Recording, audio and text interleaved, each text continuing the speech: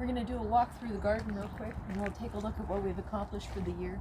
As far as we're still doing some cleanup and some mulching and that kind of thing, but we got most of it done because we're going to have rain for the next 10 days or so. So I wanted to make sure that we got as much accomplished as we could during that time. And we've left some compost for the neighbors' chickens in a bucket for them.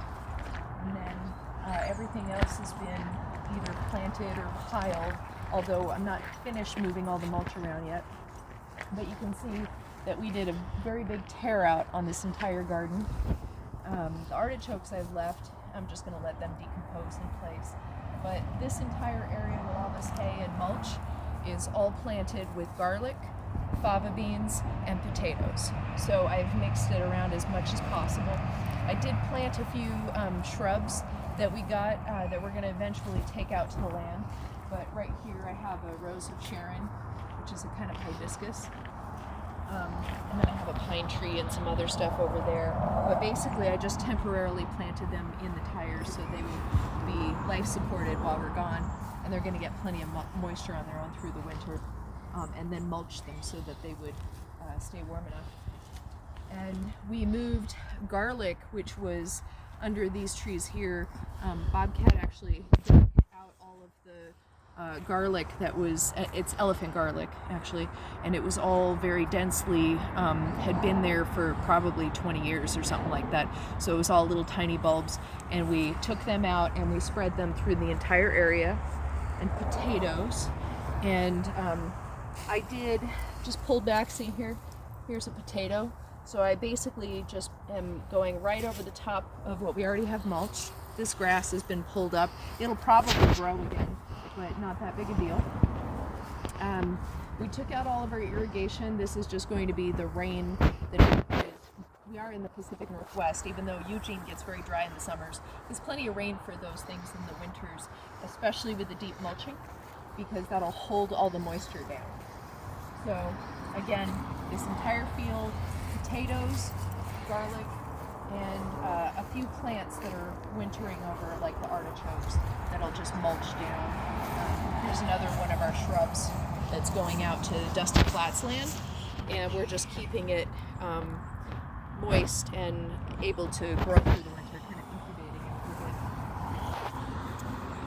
The potato bed that I had this last year, the stout method, it's kind of gone green with all the grass that's growing up in between, and I'm not too worried about that. I'm going to mulch it a little bit, but we're not going to utilize this area for growing anything next year, I don't think, so I'm just going to let it go back to grass. There's a lot of wood chip material in between. The hugelkultur bed here, we're just going to let overwinter, and I've just been piling some grass clippings and stuff like that in there. Still got some beets, and I've let the beet greens grow for anybody that wants to harvest those. And then I've got my tomatoes I tore out. And I didn't tear them out all the way on some of them. I left the roots in place so that they can decompose down. And the later beds I planted with potatoes and fava beans as well as the main garden over on the other side of these beans. And I'm letting them just hang on the vine so they can dry, so that we can use them next year for next year's planting. So most of that garden is either torn down or fairly intact things that will overwinter.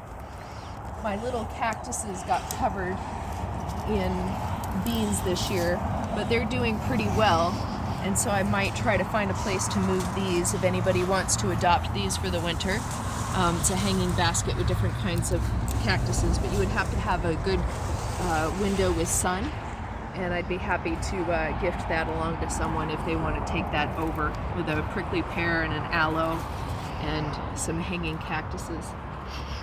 But yeah, so that's it for the winter. We're just kind of battering down the hatches, getting everything prepped for us to go, and moving all of our materials and taking down the PVC and putting it all in the pole barn and that kind of stuff. So just gathering materials, and it was a great work day with very little rain today, so it was very cool, and I could keep all bundled up and keep working, but it didn't feel too cold for my joints, so it was great. We're just taking a look at the beans. Oh, and they're gourd. Should end on our gourd.